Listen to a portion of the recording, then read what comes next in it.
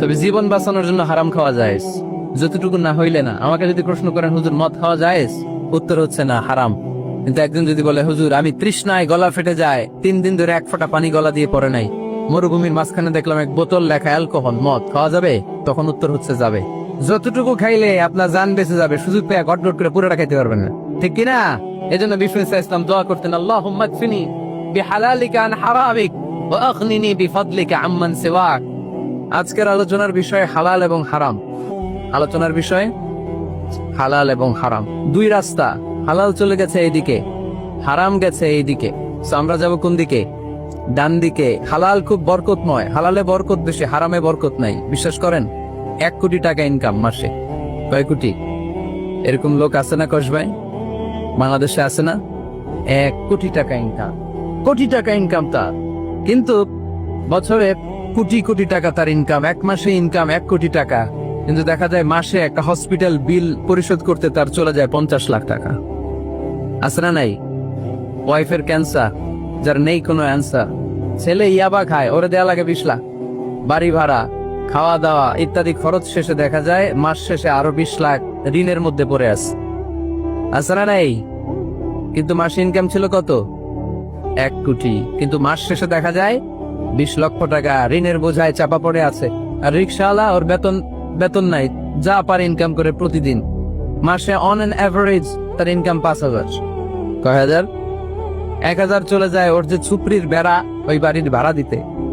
1,000 চলে যায় ওর খাওয়া, 1,000 চলে যায় চিকিৎসা, 1,000 চলে যায় ছেলেমেয়েদের পড়াশোনা, আনুষঙ্গিক আরো 500, মাস শেষে আরো থেকে যায় 500। 1 কোটি টাকা ইনকাম করেও 20 লক্ষ টাকা ঋণের বোঝায় চাপা পড়ে আছে। আর 5,000 টাকা ইনকাম, মাস শেষে কত থাকে? 500। কারণ ওর পুরো ইনকামটাই হালাল। ওর পুরো ইনকামটা কি? আর হালালে বরকত ঢুকায় দিছে কে? হারামে কোনো বরকত আছে? আওয়াজ করে বলেন তো, গরু খাওয়া হালাল না হারাম? কুকুর খাওয়া? কুরবানিতে কি জবাই হয়? সুন্নতে খাতনার অনুষ্ঠানে, বিয়ের অনুষ্ঠানে, প্রতিদিন কসাইয়ের দোকানে, কোথাও কুকুর জবাই হয়?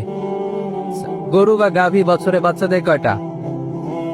1টা। আর কুকুর দেয় কয়টা? 7টা, 10টা, 11টা। জন্ম নিয়ন্ত্রণ নাই তো, দেদারসে দিচ্ছে, ফ্যামিলি প্ল্যানিং নাই তো। দেখেন, গরু বাচ্চা দিল কম, কুকুর বাচ্চা দিল বেশি। গরু জবাই হয় বেশি, কুকুর জবাই হয় না। গরু আমরা খাই বেশি, কুকুর খাই না। তারপরেও কষ ভাই, গরু বেশি না কুকুর বেশি? আওয়াজ করে বলতে হবে, গরু না কুকুর? কারণ গরু খাওয়া হালাল, আর হালালে বরকত ঢুকায় দিছে কে? এজন্য দ্য ডিসিশন ইজ ইয়োরস। সিদ্ধান্ত আপনার। কই যাবেন, ডানে না বায়ে? হালালের সাথে না হারামের সাথে? হালালটা হচ্ছে পরিবেশ বান্ধব। হালালটা কি? Eco friendly. এটা পরিবেশ বান্ধব, এটা স্বাস্থ্যকর, এটা রুচিসম্মত, এটার মধ্যে কোনো ঝামেলা নাই, এটাতে কোনো ভেজাল নাই। হালালে থাকলেই লাভ, যদিও অল্প। সুবহানাল্লাহ পড়েন।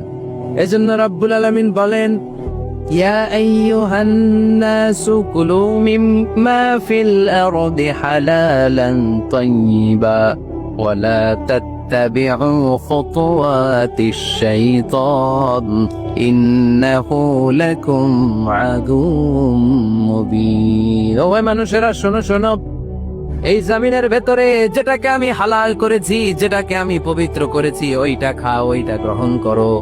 হারাম খেও না, হারাম অর্জন করো না, হারামের কাছেও যেও না। শয়তানের পদাঙ্ক অনুসরণ করো না। জেনে রেখো, শয়তান হলো তোমাদের প্রকাশ্য দুশমন। ঠিক কিনা? আদুউম মুবিন। শয়তান আমাদের প্রকাশ্য দুশমন। সে হারামকে আমাদের কাছে চাকচিক্যময় করে তোলে। সে বুঝাতে চায় হারামের মধ্যে আরাম। আসলে হারামে আরাম আছে, হালালের মধ্যে বরকত। এজন্য আমরা সবসময় হালাল অবলম্বন করবো। রাজি আছেন তো? কিন্তু আমরা যদি আমাদেরকে প্রশ্ন করি, আমাদের ব্যবসায়, আমাদের চাকরিতে, আমাদের লাইফ লিডিং সিস্টেমে আমরা কি শুধু হালাল খাই? হালালও খাই, সুযোগ পাইলে একটু যদি পাই অমনি ধরে ঘাপুস ঘুপুস। সুযোগ পাইলেই কি ঘাপুস ঘুপুস? ঘাপুস ঘুপুস করা যাবে না। অনেকে আবার আছে দেখবেন, খাওয়ার ক্ষেত্রে হালাল খোঁজে। খাওয়ার ক্ষেত্রে আমি অনেক লোক দেখেছি। থাইল্যান্ডে আমি গেলাম, দেখি যে তার ব্যাপারে জানি যে সরকারি চাকরি করে, লক্ষ লক্ষ টাকা 2 হাতে কামায়। এমনি গাছেরটাও খায়, তলারটাও কুড়ায়। আছে না নাই? তো ইচ্ছে মতো ডানে বাই ইনকাম করে, হালাল হারাম 2টাই খায়। কিন্তু থাইল্যান্ডে যে হালাল খাবার পুষতেছে। কি পুষতেছে? ওখানে যে জিজ্ঞেস করে যে এই দোকানে কি পর্ক আছে, পর্ক থাকলে খাবো না। পর্ক মানে হচ্ছে শুকরের চর্বি, শুকরের গোশত বা চর্বি মিশানো কোনো খাবার উনি খাবে না, কারণ এটা হারাম। আর গুড় যে খায় এটা খুব হালাল। এরকম ডাকাইত আছে না নাই? তাহলে আমাদের মুসলমানদের সবচেয়ে বড় সমস্যা হচ্ছে আমরা খাওয়ার ক্ষেত্রে হালাল খুঁজি, কিন্তু ইনকামের ক্ষেত্রে ওই জিনিসটা খুঁজি না। এরকম আছে না নাই? না, your food should be halal, your drinks should be halal, your income should be halal, your dress up, your fashion should be halal, and your entertainment should be halal. আপনার পোশাক হতে হবে হালাল, আপনার খাদ্য হতে হবে হালাল, আপনার উপার্জন হতে হবে হালাল, আপনি যে বিনোদন করছেন এই বিনোদনটাও হতে হবে হালাল। চিল্লায় বলেন ঠিক কিনা? হালাল বিনোদন লাগবে, হালাল ড্রেস আপ লাগবে। ছেলেরা কি স্বর্ণ পড়তে পারবে? ছেলেরা কি সিল্কের জামা পড়তে পারবে? আমরা সিল্কের জামা পরি না, এটা আমাদের জন্য হারাম করেছে কে? ছেলেরা জুয়েলারি পড়তে পারবে? গলায় চেন পড়তে পারবে? হাতে ব্রেসলেট দিতে পারবে? আছে না নাই? এখানেও অনেকের আছে না নাই? দেয়া যাবে? অনেক ছেলে দেখবেন আবার কানের মধ্যে ছিদ্র করে। কসবাই মাশাআল্লাহ এগুলা নাই। আমি বাসায় দেওয়ার জন্য কইলাম নাই, আবার ওরা কয় আছে। আছে আছে না, এগুলো করা যাবে? দাড়িতে চুলে কালো রং দেয়া যাবে? এটা ধোঁকাবাজি। এটা কি? মান গাশশানা ফালাইসা মিন্না। আল্লাহর হাবিব সাল্লাল্লাহু আলাইহি ওয়াসাল্লাম বললেন, the person who deceives us, he is not among us. যে আমাদেরকে ধোঁকা দেয় সে কখনো আমার উম্মত হতে পারে। মদিনার খেজুরের বাজার ভিজিট করতে গেলেন আল্লাহর হাবিব সাল্লাল্লাহু আলাইহি ওয়াসাল্লাম, অডিট করতে গেলেন। যে খেজুরের স্তূপের ভেতরে আল্লাহর হাবিব সাল্লাল্লাহু আলাইহি ওয়াসাল্লাম হাত ঢুকায় দিয়ে দেখলেন ভিতরে পানি, উপরে শুকনা খেজুর, ভিতরে ভিজা খেজুর। আল্লাহর হাবিব সাল্লাল্লাহু আলাইহি ওয়াসাল্লাম বললেন, ঘটনা কি? ভিজা কেন? ব্যবসায়ী বলতেছে বৃষ্টি হয়েছিল। কি হয়েছিল? তো বৃষ্টি হইলে তো তার নমুনা সব জায়গায় থাকবে। তখন আল্লাহর হাবিব সাল্লাল্লাহু আলাইহি ওয়াসাল্লাম দাঁড়িয়ে বলেছিলেন, খবরদার, মান গাশশানা ফালাইসা মিন্না। যে আমাদেরকে ধোঁকা দেয় সে আমাদের দলভুক্ত হতে পারে না। এজন্য আমরা যেন কাউরে ধোঁকা না দেই, আমরা যেন হারামের সাথে সম্পর্ক জুড়ে না দেই। আমাদের সম্পর্ক হবে হালালের সাথে। চিল্লায় বলতে হবে কিসের সাথে? আজকের মাহফিলটা তখনই সার্থক হবে যখন এই কথাগুলো শুনে আমরা এই সিদ্ধান্তে উপনীত হতে পারবো যে আমার ফুড, আমার ড্রিঙ্কস, আমার ইনকাম, আমার ড্রেস আপ, আমার এন্টারটেইনমেন্ট, আমার সবকিছু হালাল দিয়ে আমি সাজাবো। আমার জীবনটাকে আমি হালাল দিয়ে সাজাবো। রাজি আছি না নাই? সব হালাল হইতো। নারীদের ফ্যাশন, অনেক নারীরা ফ্যাশন সচেতন। খবরদার, নারীরা টাইট ফিটিং পোশাক পরতে পারবে না। পারবে? পাতলা পোশাক পরতে পারবে না। তারা নিজেদেরকে আবৃত করে রাখতে হবে। টাইট ফিটিং পোশাক পরতে পারবে না, অন্য ধর্মের পোশাক পরতে পারবে না, পরচুলা লাগাতে পারবে না। এই ফোর কর্নার্স, এই বর্ডার গুলো মেনে নারী যে কোনো ধরনের ফ্যাশন নিতে পারে। এই ফ্যাশন গুলোকে বৈধ করেছে কে?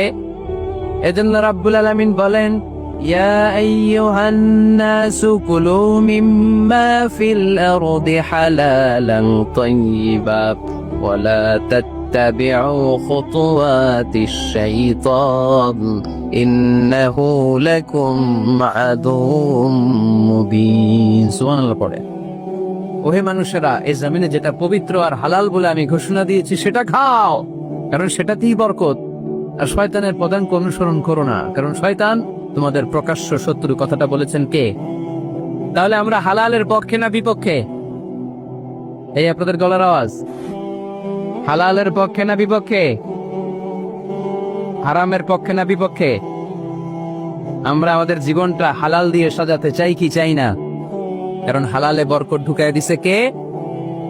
কিভাবে আপনার জীবনের প্রতিটি অঙ্গনকে হালাল দিয়ে সাজাবেন? কিভাবে এই হারাম থেকে বেঁচে থাকবেন? এর কিছু মূলনীতি আছে, some principles, you have to follow it. এই প্রিন্সিপাল গুলো যদি খেয়াল করেন তাহলে হালাল দিয়ে জীবন সাজানো সহজ। আর এই প্রিন্সিপালে, মূলনীতিতে যদি ভেজাল লাগাই দেন তাহলে সব জায়গায় ভেজাল আছে না নাই? আজকে এই চমৎকার দুপুরে আমরা হালাল হারামের মূলনীতির ব্যাপারে কয়েকটি কথা শুনে বিদায় নিব ইনশাআল্লাহ। পরে হালাল এবং হারামের প্রথম মূলনীতি হচ্ছে আল আসলু ফিল আশিয়াই আল ইবাহা। মূলত সবকিছু পৃথিবীতে যা দেখি, যা পাওয়া যায়, খাবার দাবার যাই হোক না কেন, মৌলিকভাবে সবকিছু হালাল। যুবক ছেলেরা বুঝে যাও, কান দুটো খরগোশের কানের মতো খাড়া কর। আমি সহজ করে বুঝাবার চেষ্টা করব, যদিও সহজ করে বুঝানো সহজ না। সহজ করে কইতে আমায় কহজে, সহজ করে যায় না কওয়া সহজে, ঠিক কিনা? তারপর আমি চেষ্টা করছি সহজ করে বুঝানোর। খুব সহজ। আর দিন ও ইউসরুন লা উসরা ফি, দিন সহজ, এর মধ্যে কাঠিন্যতা নাই। মন জয় করার চারটা বাক্য আল্লাহর হাবিব সাল্লাল্লাহু আলাইহি ওয়াসাল্লাম আমাদেরকে শিখিয়ে গিয়েছেন। বাশিরু ওয়ালা